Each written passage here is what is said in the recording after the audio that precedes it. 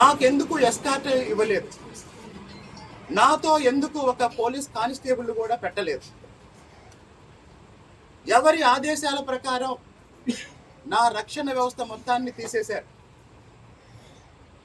సరే, వెళ్ళేటప్పుడు వాళ్ళ పథకం ఏంటో నాకు తెలియదు, వచ్చేటప్పుడు కూడా వాళ్ళ పథకం ఏంటో నాకు తెలియదు. కానీ దేవాలయంలో ఎప్పుడైతే ఎంపీ చిన్ని గారి చేతుల్లో నుంచి నేను పట్టు వస్త్రాలు తీసుకొని వచ్చి సమర్పించి, ఆ సమర్పించే ముందు నేను తల మీద పెట్టుకొని నడుస్తున్నానో, నా తల మీద తలంబరాలు పట్టు వస్త్రాలు లాక్కోవటానికి మా పార్టీలోనే కొంతమంది మిత్రులు ప్రయత్నం చేశారు. ఆ వీడియోస్ అన్నీ ఉన్నాయి. నేను ఎవరి మీద కేసు పెట్టలేదు కదా. నాకు కొంతమంది సలహా ఇచ్చారు, ఎస్సీ ఎస్టీ కేసు పెట్టండి అని. నేను తిరువూరు శాసనసభ్యునిగా వచ్చిన తర్వాత పోలీసులందరినీ పిలిచి చెప్పాను, నా నియోజకవర్గంలో వచ్చే 20 ఏళ్లలో ఒక్క ఎస్సీ ఎస్టీ కేసు కూడా ఉండటానికి వీల్లేదు. ఇతర కులాల వాళ్ళు ఎవరు కూడా మా మీద తప్పుడు కేసులు పెట్టారు, మా మీద అక్రమ కేసులు పెట్టారు అని ఇబ్బంది పడకూడదు. నిజంగా ఎక్కడైనా కులం కారణంగా ఎవరి మీదైనా ఎస్సీ ఎస్టీల మీద దాడి జరిగితే వాళ్ళకి న్యాయం చేయడానికి నేను ముందుంటాను. ఎవరి మీద మాత్రం ఎస్సీ ఎస్టీ కేసులు పెట్టొద్దు, ఇది నా విధానం అని చెప్పాను. నేను దాన్ని పాటించాను.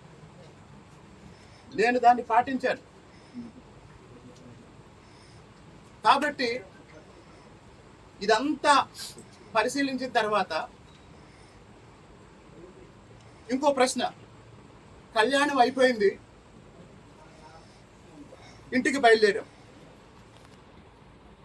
బయలుదేరిన తర్వాత నెమలి గ్రామం తర్వాత కొణిజర్ల గ్రామం వచ్చింది. ఇప్పుడు నాకున్న స్పష్టమైన సమాచారంతో చెప్తున్నా, నెమలిలో కళ్యాణం జరిగేటప్పుడే కరెంటు తీసి మా మీద దాడి చేయడానికి ప్రయత్నం కొంతమంది చేస్తే అక్కడున్న 2 పోలీస్ అధికారులు అంగీకరించలేదు అని నాకు తెలిసింది. కళ్యాణం జరుగుతున్న సమయంలోనే కరెంటు తీసి మా మీద దాడి చేయడానికి పథకం వేస్తే దానికి పోలీసులు వాళ్ళని హెచ్చరించి ఆపారని తెలిసింది. 2, మా కార్లు పగలగొట్టి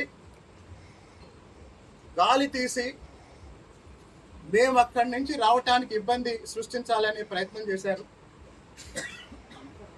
అది కూడా పోలీసులు నివారించారని నాకు తెలిసింది. నెమలి దాటిన తర్వాత కొణిజర్లలో మా మీద దాడి చేయడానికి కొంతమందిని పెట్టారు. వీళ్ళెవరు అంటే, మొదట ఎంపీ గారు దేవాలయానికి వచ్చేటప్పుడే ఎంపీ గారితో పాటు కొంతమంది వచ్చారు. నేను ఎంపీ గారి చేతుల్లో నుంచి పట్టు వస్త్రాలు తీసుకొని నేను సమర్పించిన తర్వాత అప్పుడు మళ్ళీ అన్ని గ్రామాలకి ఫోన్లు చేసి, అన్ని మండలాలకి ఫోన్లు చేసి ఇంకా జనాన్ని రప్పించారు.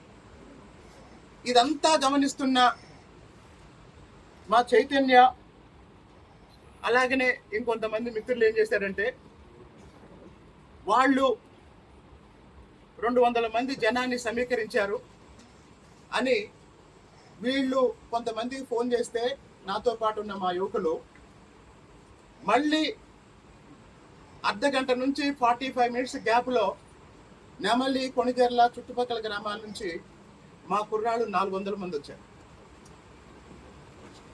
తిరువూరు చరిత్రలో అతి పెద్ద బహిరంగ సభలు నిర్వహించిన చరిత్ర నాకుంది. మాదిగా ధూమ్ధామ్ కార్యక్రమం ఎన్నికల ముందు మేము చేస్తే ఆ వచ్చిన జనాన్ని చూసి పోలీసులు చంద్రబాబు నాయుడు గారు వస్తున్నారా అని అడిగారు. భువనేశ్వర్ గారు వచ్చినప్పుడు నిజం గెలవాలి అనే సభకి వచ్చిన జనాన్ని చూసి మళ్ళీ ఇది ఒక ఎమ్మెల్యే స్థాయి సభ కాదు అని అడిగారు.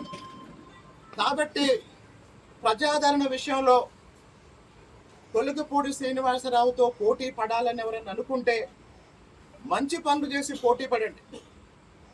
ఈరోజు తిరువూరు చరిత్రలో, తిరువూరు నియోజకవర్గంలో ఎస్సీలు, ఎస్టీలు, బీసీలు, మైనారిటీలు, కాపులు, వైశ్యులు ధైర్యంగా ఎవరి పని వాళ్ళు చేసుకుంటున్నారు అంటే వాళ్ళందరూ చెప్పే కారణం ఏంటంటే కొలికపూడి శ్రీనివాసరావు, కొలికపూడి శ్రీనివాసరావు, కొలికపూడి శ్రీనివాసరావు.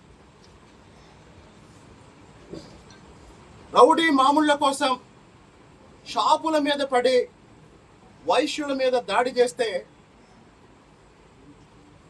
20 సంవత్సరాల పాటు వాళ్ళు మనకు ఓటేయలేదు.